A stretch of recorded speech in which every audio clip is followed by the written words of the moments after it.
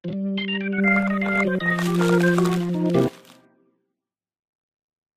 guys, balik lagi sama kita di Kupas Berita.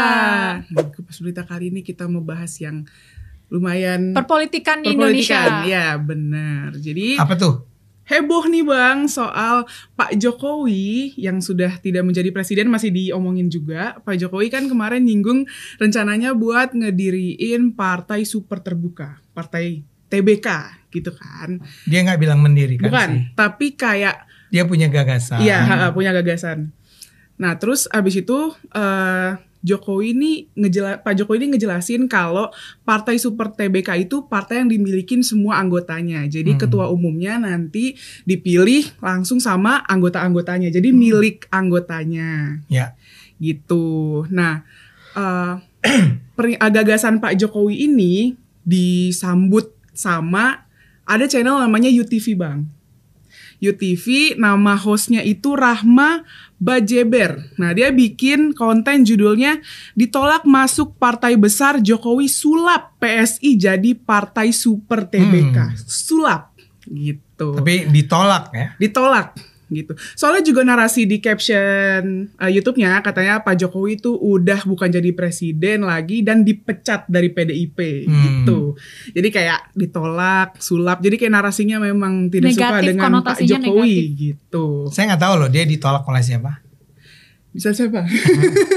Dan kayaknya nggak ada. Bukan menolak, mungkin belum ada yang mengajukan juga kan sih? Maksudnya belum. Ya mungkin ada percakapan, tapi kalau dia berani menggunakan kata ditolak tuh artinya kan gini, Pak Jokowi menawarkan diri misalnya ke Golkar, Golkar menolak, ke Demokrat ditolak. Nah setelah ditolak ini akhirnya kata si Rahma namanya. Jadi ke PSI aja istilahnya mungkin Pak Jokowi gitu. Gitu kali menurut sudut pandang menurut sudut pandang si Mbak Rahma ini yang gitu. Agak aneh. Iya, terus katanya, aku kutip beberapa omongan-omongan ya, karena kan panjang ya.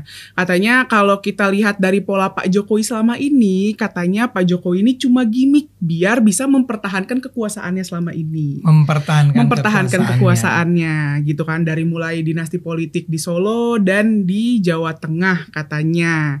Terus juga dia mendorong anak-anaknya buat ke posisi strategis katanya gitu, sampai mau bikin partai yang konsepnya TBK biar kelihatan keren dan terbuka gitu Bang katanya. Terus juga kayak katanya tuh Pak Jokowi kan selama ini nempel ya, pas kemarin ya lalu-lalu tuh nempel banget di PDIP. Nempel banget di PDIP, tapi kok sekarang kayak cari panggung sendiri katanya. Ngoprak-ngaprik politik katanya gitu. Terus padahal udah lengser dari jabatannya gitu, tapi tetap ada cari kayak meninggalkan jejak gitu, kayak mau ada kayak ibarat jejak politiknya gitu. Iya. Kayak gitu. Terus Mbak Rahma ini sempet kayak throwback ke zaman-zaman Pilpres ya, katanya mulai dari mendorong Pak Ganjar setengah hati, terus juga bermanuver buat dukung Pak Prabowo, terus sampai ngizinin anaknya Mas Gibran buat jadi cawapres kayak gitu. Katanya gitu. Sekarang malah sibuk bikin partai sendiri katanya. Kayak gitu. Ya, tuduhan-tuduhan yang dilontarkan dan itu. hal-hal kayak gini bisa jadi adalah tanda kalau Pak Jokowi masih mau cawe-cawe dalam politik katanya gitu. Belum move on Pak. Tapi kalau yang aku lihat kayaknya Mbak Rahma yang belum move on.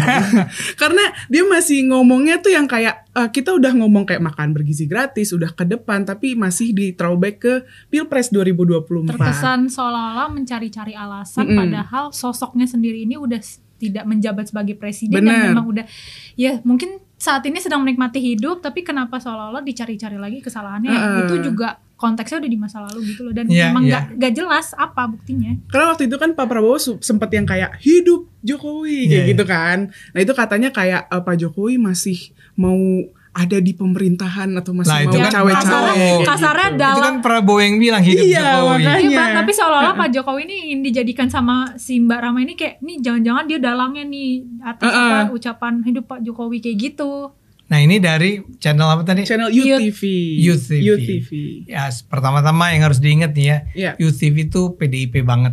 Oh oke. Ini memang partai yang orang-orangnya adalah pencinta dulu Ganjar, pencinta PDIP, atau barangkali bahkan saya nggak tahu persis ya, barangkali dibiayai oleh orang-orang PDIP. Jadi suara ini harus dibaca sebagai suaranya PDIP yang membenci Jokowi. PDIP itu nggak semua membenci Jokowi ya. Bu Puan misalnya, Mbak Puan misalnya kan selama ini terkenal relatif friendly lah sama Jokowi. Tapi kan yang lain nggak.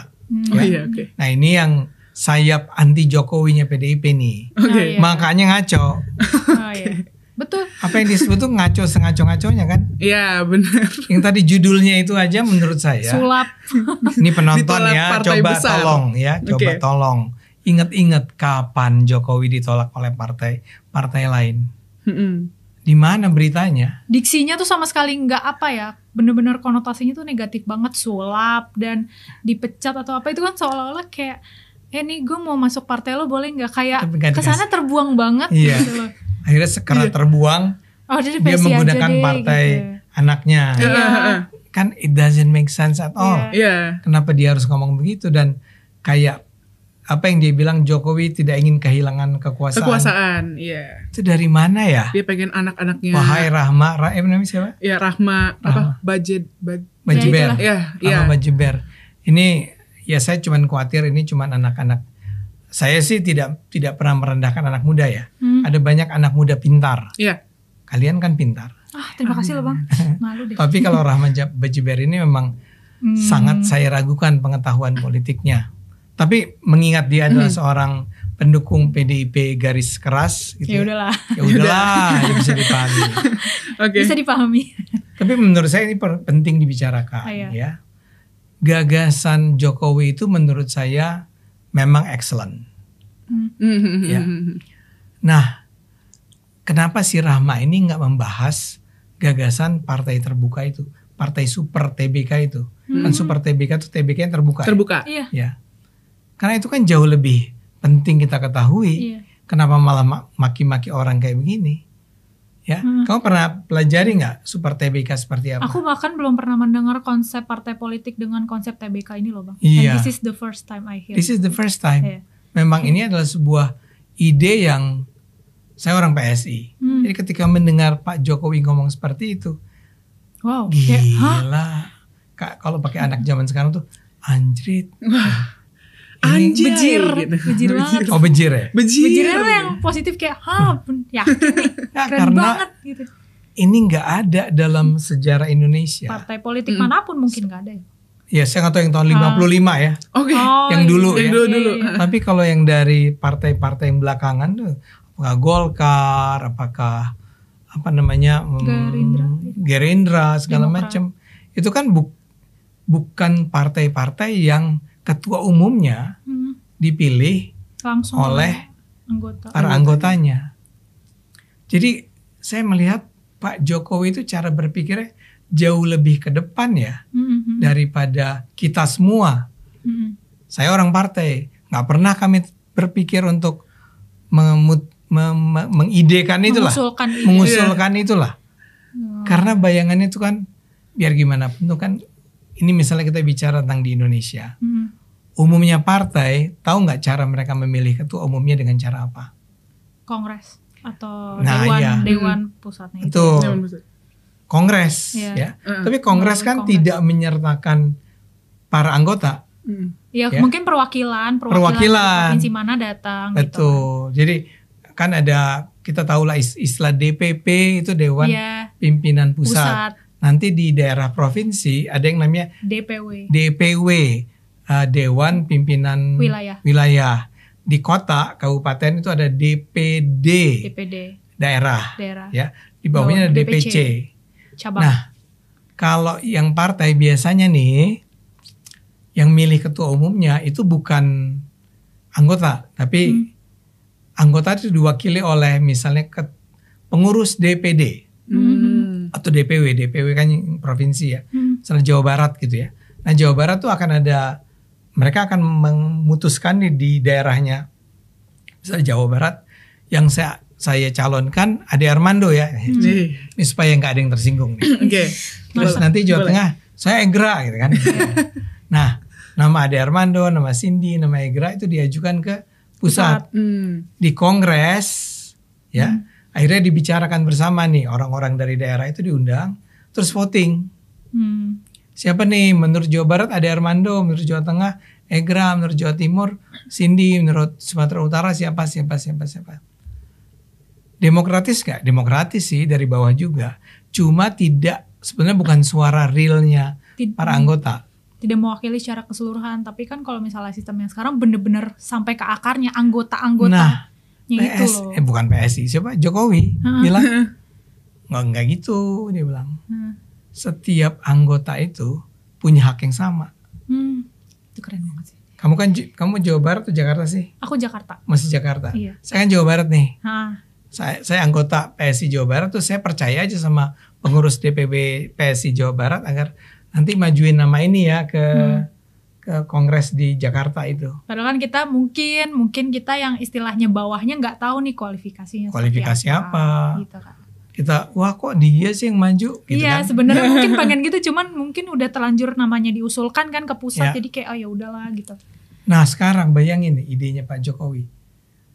Dan ini bisa terjadi karena era digital kan, secara online.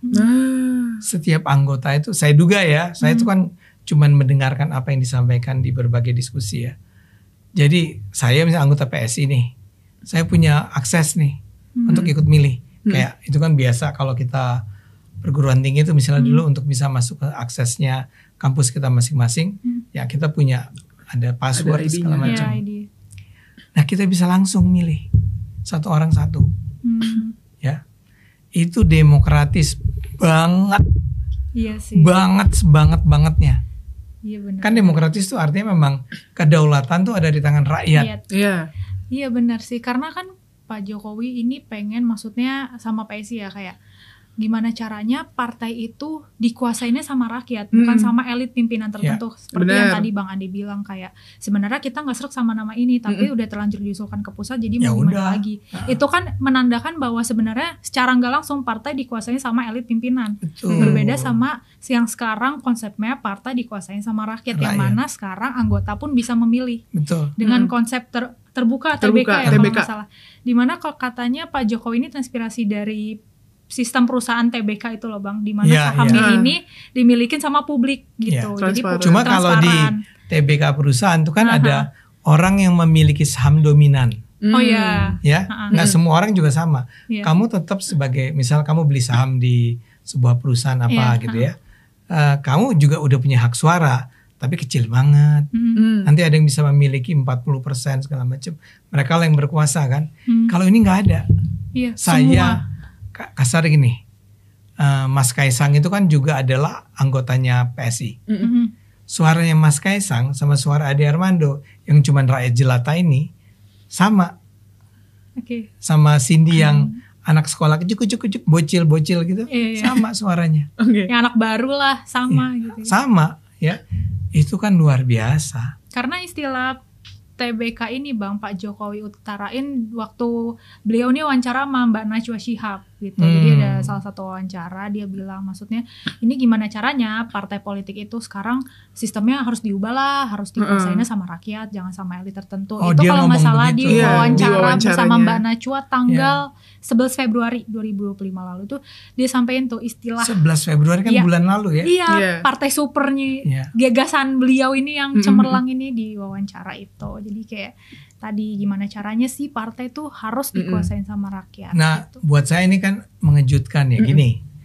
Jokowi itu sebetulnya bukan politisi ya. Artinya dia tadinya entrepreneur kan, pengusaha. Itu bukan pengusaha konglomerat gitu pengusaha kan. Pengusaha kayu ya. Terus jadi politisi. Oke. Nah kita tuh kan semula berharap gagasan-gagasan sebrilian ini nih, sejernih ini mestinya datangnya dari mana? Para politisi murni. Yang udah lama kan. Yang memang bergelut di bidang politik. Bergelut di dunia politik dan segala macam. Tapi jangan-jangan nih, kalau politisi lain justru ngelihat bahaya kalau ini dipilih langsung oleh rakyat. Karena ada kepentingan tertentu yang ternyata nggak bisa terrealisasi. Nggak bisa terrealisasi kalau dipilih langsung oleh rakyat. Ya taruhlah misalnya saya nggak tahu berapa anggotanya PSI, taruhlah saya sebut aja kasar ya 100.000 gitu ya. Kalau kamu menjadi ketua, ini sebenarnya kita agak loncat. Sebenarnya idenya Jokowi kan nggak nyebut PSI ya sebetulnya ya. Dia nyebut Partai Super TBK ya, gitu kan? Iya, Partai Super TBK. Kemudian nggak tahu lah apakah seminggu, nggak tahu berapa lama kemudian, 10 hari kali ya, 2 minggu. Tiba-tiba PSI bilang kita bakal bikin partai perorangan itu. Yang kamu pernah lihat benderanya di mana-mana. Ingat nggak kita pernah ngobrol nih maksudnya apa ya? Konsepnya one man one vote. One man one vote, perorangannya PSI itu di situ. Iya. Rupanya langsung disambut nih gagasan sang ayah. Iya. Dan yang ini artinya Mas Kaisangnya ketika mendengar gagasan itu, he's not against that. Dia setuju. Padahal kan kalau dia memang cinta sekali sama kekuasaan, ya mendingan jangan pakai one man one vote dong. Gue udah punya posisi. Iya kan? Maksudnya apa nih, melengsarkan? Gak bisa lah. Maksudnya gak bisa. Pasti gak bakal setuju istilahnya. Ya kan? Kan dia kuasai aja para elit kan. Nah, tiba-tiba datang si bapak bilang, nggak gitu mestinya. Partai super lah, pakai lah. Pakai partai Super TBK. Ya. Karena pas setelah mengutarakan gagasannya itu per tanggal 22 Februarinya Bang, katanya PSI langsung menyampaikan di media sosial. Oke, nah tadi wawancara tuh kapan? 11 Februari, jadi after ya 11 hari kemudian. 11 hari kemudian. Langsung ya disampaikan. Mungkin di belakang udah terjadi percakapan ya. Mungkin si Mas Kaisang datang ke bapaknya. Boleh lah itu. Ini aku aja, nggak usah ada partai baru, kan? Udah kita siap. Kamu nggak apa-apa nak, sih kata Jokowi. Gak apa-apa. Dah gaskan gitu kan. Langsung deh tanggal 22 keluar pengumuman. 22 keluar lah pernyataan perubahan itu. Sistem itu betul-betul sebuah terobosan yang luar biasa. Ini datang dari, nih maaf nih ya, Jokowi itu seusia saya ya. Oke. Jadi orang tua nih kita. Mantap. Ya memang orang tua pintar-pintar sih. Maaf ya. Maaf ya penonton. Suhu. Jadi dia itu bukan politisi, dia nggak belajar politik dia kan bukan student politik, itu bukan, dia orang ekonomi ya. Kehutanan ya. Kehutanan, betul kehutanan. Kok dia tiba sih pada gagasan secemerlang ini, ya? Sementara orang-orang lain dan saya sendiri dan ilmuwan politik yang lain tuh nggak ada yang kepikir bahwa iya ya anjir itu bagus sekali ya. Malah dimarah-marahin sama Rahma Bajeber ini. Malah dibilang gimmick biar kelihatan sok keren. Padahal kan sebenarnya konsep seperti itu ya Mbak Rahma membuktikan bahwa partai politik itu bukan partai keluarga ya. Bener dong. Ya. Itu partai ini. Aku mulai agak khawatir nih. Partai milik anggota, bukan milik keluarga. Emang ada ya partai milik keluarga? Aku nggak tahu ya. Coba penonton simpulkan mana nih? Coba komen di bawah. Nggak, saya membantu penonton. Oke. Karena Sidi menyebut itu, saya harus katakan partai yang anti demokrasi itu, yang tidak demokratis, bukan anti. Yang tidak demokratis itu, yang paling tidak demokratis itu partainya Rahma Bajeber. Namanya PDIP. Kespil. Aduh. Kenapa penonton? Anda mungkin nanya, kenapa begitu? Anda tahu nggak? Penonton tahu nggak? Bagaimana PDIP menentukan siapa yang jadi ketua umum? Ayo gimana? Kan tadi partai lain udah ada tuh, bikin kongres ya, datang wakil-wakil dari daerah-daerah, dari provinsi, dari kota, masukin suara voting. Mungkin nggak demokratis amat, tapi masih ada votingnya, masih gitu ya. Kalau PDIP, tim kita ya maaf ya kaget. Oh iya maaf. Gimana ceritanya mereka pilih ketua umum? Coba gimana para penonton? Sederhana, paling sederhana dari semua partai yang ada. Yang menentukan siapa ketua umum adalah ketua umum sendiri. Aduh. Namanya Ibu Megawati Soekarno Putri. Tak habis pikir. Fikri. Itu ada di ADART mereka. Wah, sampai tercantum di ininya ya. Iya, jadi udah selama itu nggak diganti, selama si ADART nggak diganti, maka yang menentukan siapa yang jadi ketua umum adalah Ibu Megawati. Nah, itu namanya hak prerogatif ketua umum. Itu nggak tahu tuh sampai kapan. Nggak tahu sampai kapan menjabat jadi ketua umum gitu kan kongresnya sih ada nih, akan ada kongres pasti ada pura-pura pemilihan, kami memutuskan akhirnya kongres ini memutuskan ini berlanjut untuk 2025, 2030 misalnya. Kami dalam kurung saya. Kayak gitu loh. Ya. Enggak, itu tercantum di ADART-nya bahwa dialah emang hanya dia sendiri yang bisa menentukan. Nah, itu yang paling bahaya sebetulnya. Ya. Jadi kalau kita mau bagi itu ada paling otoriter itu adalah PDIP. Kemudian partai-partai lain masih demokratis dong. Masih yang menerapkan sistem tadi ya, voting, pemilihan, voting, bla bla bla.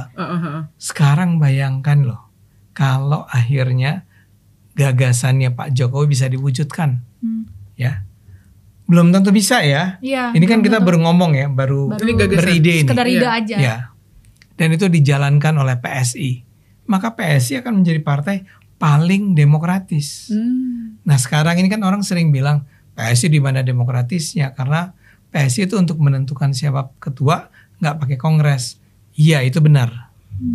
Tapi saya harus katakan itu terjadi karena satu, PSI kan partai yang relatif masih baru dan dihajar terus gitu ya, sampai akhirnya nggak pernah bisa masuk parlemen kan. 2 kali ikut pemilu, 2 kalinya nggak masuk parlemen. Nah, jadi si PSI ini karena baru berdiri, kan anggotanya juga belum banyak gitu ya, semula. Ya udah diputuskannya adalah siapa yang jadi ketua umum ditentukan oleh Dewan Pembina. Nah, Dewan Pembinanya ada 5 orang, 5 atau 6 orang saya lupa. Nah, mereka yang berkuasa nih yang menentukan. Mula-mula ada siapa? Ketua pertama siapa? Grace Natali, terus Giring. Bro Raja Juli ya? Enggak pernah. Raja Juli nggak pernah jadi ketua. Yang kedua tuh adalah Giring Ganesha. Ketiga, ya, jadi dalam waktu dia tuh bahkan saya nggak tahu, mungkin baru 10 tahun umurnya, itu udah punya 3 ketua umum. Ya. Kalau PDIP dari tahun 99 sampai 2024, 2025 bahkan, itu cuma 1. Nah ini udah 3. Tapi yang menentukan masih Dewan Pembina. Jadi bisa dibilang, wah nggak demokratis dong, nggak ada suara dari bawah. Nah kalau sekarang ya mulai mau akan digunakan yang di ide Super TBK ini, bayangin loh, dia akan berubah dari tadinya ditentukan oleh pembina, sekarang karena barangkali jumlah anggota udah mencukupi gitu ya. Kalau dulu kali karena suaranya belum masif ya, belum banyak. Jadi masa kalau anggotanya baru 10, milihnya gimana gitu, 10 orang. Iya, susah. Kalau sekarang udah lumayan lah ya, udah bagus lah.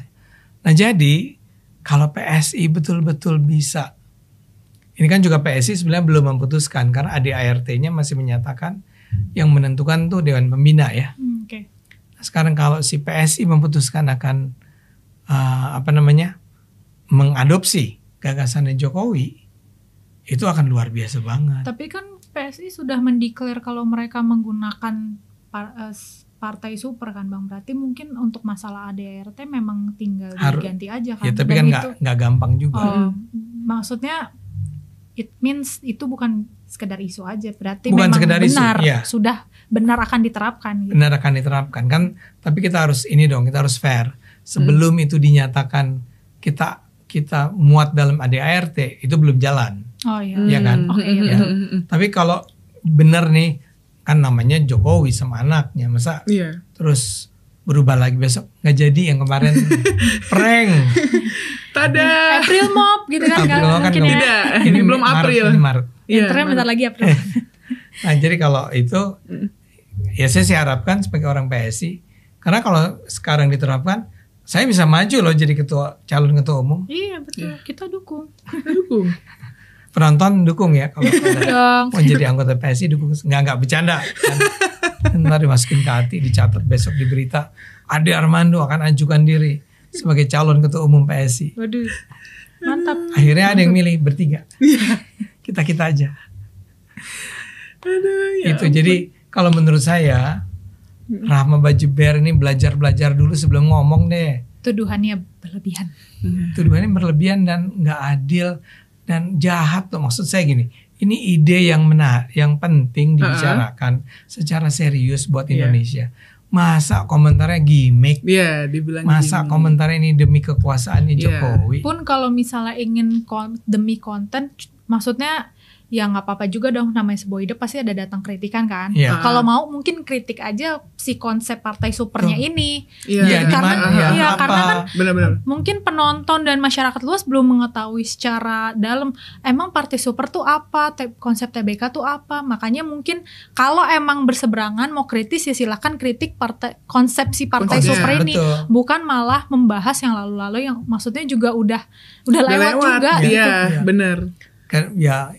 Ya saya justru emang melihat Jokowi itu ngelihatnya ke depan, bukan ke belakang. Karena emang kalau ke belakang di dunia pun yang berani menerapkan partai super itu nggak banyak.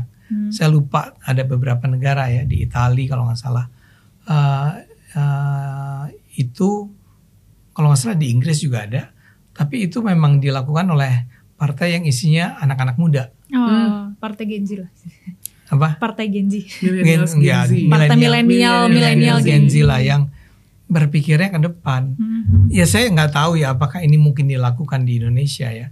Misalkan gini, orang akan mulai bicara tentang nanti ada money politics, jadi para anggota itu dibayar segala macam. Ya mungkin sih. Nah makanya ke depan nih kalau PSI serius mau menerapkannya di Indonesia, harus dipikirkan sampai ke level itu. Iya. Gimana cara mencegah jangan sampai main duit kan? Betul. Lagian kalau menurut Mbak Rahma, Pak Jokowi itu mengoprak-aprik politik, emang yang benar tuh bagaimana?